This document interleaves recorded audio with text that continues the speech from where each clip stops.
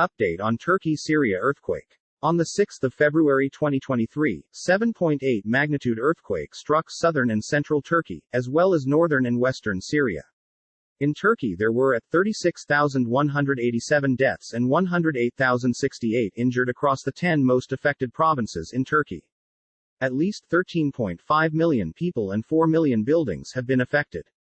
In Syria over 5,814 people were killed, and over 14,500 were injured in Syria. Pray for people affected by the deadly earthquake in Turkey and Syria.